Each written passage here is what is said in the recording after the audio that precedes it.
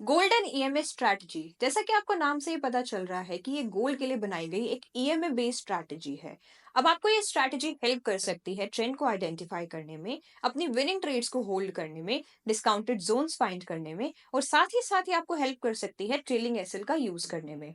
अब आपको एक डिस्क्लेमर मैं पहले ही दे देती हूँ, ये स्ट्रैटेजी स्कैल्पर्स के लिए नहीं है जो 1 मिनट या फिर 5 मिनट्स के टाइम फ्रेम को यूज करते हैं। अब ये छोटे टाइम फ्रेम पर स्ट्रैटेजी काम क्यों नहीं करती है? बिकॉज ईएमए एक लैगिंग इंडिकेटर है स्मॉलर टाइम फ्रेम्स के लिए। वहीं अगर आप इसे बड़े टाइम फ्रेम्स पर यूज करते हो तो आपको और बेटर रिजल्ट्स देखने को मिलते हैं। अब इस स्ट्रैटेजी को यूज कैसे करना है, चलिए समझ लेते हैं। तो सबसे पहले जानते हैं कि आपको कौन से ईएमएस यूज़ करने हैं और कैसे चूज़ करने हैं। तो सबसे पहले आप जाओगे इंडिकेटर्स पर, फिर आप चूज़ करोगे मूविंग एवरेज एक्सपोनेंशियल। उसके बाद आप इस पर डबल क्लिक कर देंगे बिकॉज आपको दो ईएमएस चूज़ करने हैं। फर्स्ट ईएमए के अंदर जाके आप अपनी सेटिंग्स में जाओगे, फिर वहाँ पर अपनी लेंथ सेलेक्ट कर लोगे 65। आपको और कोई सेटिंग्स छेड़नी नहीं है। उसके बाद आप नेक्स्ट ईएमए की सेटिंग में जाओगे तो आप वहाँ पे जाके चूज कर लोगे लेंथ के अंदर 120 और आप इसका कलर चेंज कर दोगे to differentiate from the other EMA, make it red. तो इस तरीके से आपने 65 एंड 120 के दो ईएमएस चूज कर लेने हैं। अब आपको इन ईएमएस को कैसे यूज करना है, कैसे इनसे अपनी एंट्रीज प्लान करनी है, वो जानते हैं। अब ईएमए यूज कैसे करना है उससे पहले आपको एक चीज जाननी बहुत इंपॉर्टेंट है, वो है इसका टाइम फ्रेम। ये स्पेशली 1 आवर के लिए डिजाइन स्ट्रैटेजी है, तो आपको ये ईएमएस 1 आवर के टाइम फ्रेम पर ही यूज करने हैं और मैं इसे पिछले 2 सालों से यूज कर रही हूँ। तो हमारा सबसे पहला पॉइंट था कि आपको ट्रेंड कैसे आइडेंटिफाई करना है। अगर आप फोन से भी चीजें यूज कर रहे हो, आपको पीसी की जरूरत नहीं है या फिर आप कहीं बिजी भी हो, तो भी आप using phone watching EMS trend को आइडेंटिफाई कर सकते हो। कैसे? जैसे कि आप यहाँ पे देख पा रहे हो कि प्राइस यहाँ पे ईएमए से ऊपर जा रहा है, नीचे जा रहा है, एक बार ब्रेकडाउन दे रहा है, फिर ब्रेकआउट दे रहा है, फिर ब्रेकआउट, फिर ब्रेकडाउन, फिर ब्रेकआउट। तो यानी कि price in between EMA trade कर रहा है। So this is classified as sideways trend. वहीं अगर आपको प्राइस ईएमए से दूर दिखाई दे रहा है और ईएमए के ऊपर ट्रेड कर रहा है तो हम उसे बोलेंगे बुलिश ट्रेंड। और वहीं अगर प्राइस आपको ईएमए के नीचे ट्रेड करता हुआ दिखाई दे रहा है तो हम उसे बोल देंगे बेरिश ट्रेंड। अब आपको ये कैसे पता चलेगा कि ट्रेंड बुलिश से बेरिश हो गया है? तो उसके लिए आप देखेंगे ईएमए का क्रॉस ओवर। जहां पर भी ईएमए क्रॉस ओवर दिखाएगा वहां से आपका ट्रेंड चेंज हो जाएगा। So this is how you can identify both bullish, bearish as well as sideways trend using EMA. अब आपने ट्रेंड तो आइडेंटिफाई कर लिया।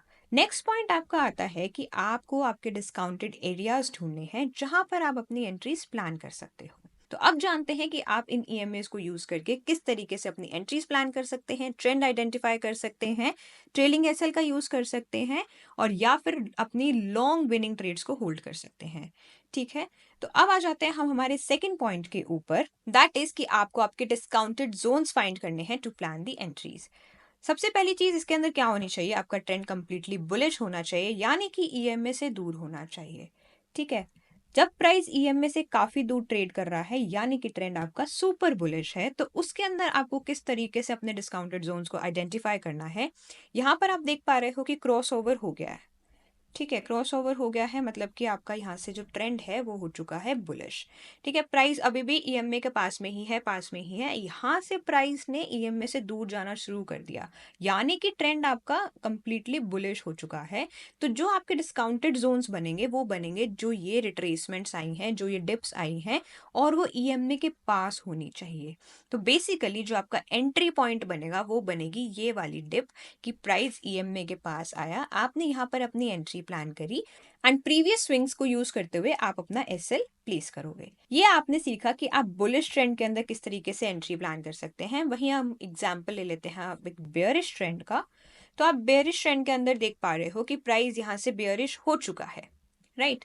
प्राइस अभी ईएमए के पास ही ट्रेड कर रहा है, तो हमें ये चीज नहीं देखनी, हमें वेट करना है कि प्राइस ईएमए को छोड़ दे और उसके बाद दोबारा आके ईएमए के पास आए या फिर ईएमए को आके टच करे। उसके ऊपर आपको अपनी एंट्रीज प्लान करनी है। ठीक है, अब प्राइस ने ईएमए को छोड़ दिया, प्राइस ईएमए से दूर चला गया, प्राइस वापस से इस जोन पर आया है ईएमए के आसपास, तो आप इस जोन के आसपास अपनी एंट्रीज प्लान करेंगे और अपना एसएल प्लेस करेंगे रेड वाले ईएमए के ऊपर। ठीक है, इस तरीके से आप अपनी यहाँ पर एक बेरिश एंट्री प्लान कर सकते हो।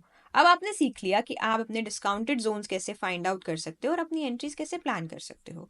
अब आता है हमारा थर्ड पॉइंट कि आप अपनी ट्रेड्स को लॉन्ग टर्म के लिए कैसे होल्ड कर सकते हो, यानी कि कब आपको आपकी ट्रेड से एग्ज़िट लेना है।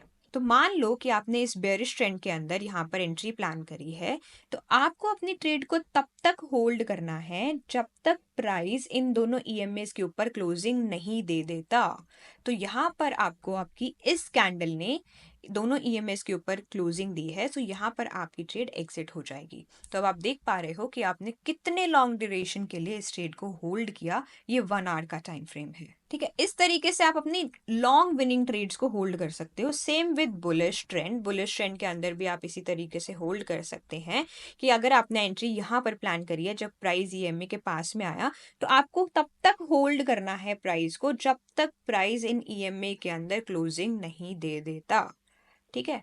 तो इस तरीके से आप अपनी लॉन्ग विनिंग ट्रेड्स को होल्ड कर सकते हो। अब बात आती है हमारे फोर्थ पॉइंट की, दैट इज ट्रेलिंग एसएल को कैसे यूज करना है। तो ट्रेलिंग एसएल के लिए हम इस बुलिश ट्रेंड का एग्जांपल लेते हैं। आपने अपनी एंट्री प्लान करी थी इस डिस्काउंटेड जोन पर, तो जब प्राइस वापस से ईएमए के पास आता है, एक नई एंट्री बनाता है, तो जो आपका एसएल रहेगा वो इस स्विंग के नीचे प्लेस हो जाएगा, थोड़ा सा बफर करते हुए, ठीक है। तो इस तरीके से जब प्राइस आपको एक नई एंट्री देता है, तो उन स्विंग्स के नीचे आप अपने एसएल प्लेस कर सकते हो। इस तरीके से आप ट्रेलिंग एसएल का यूज कर सकते हो।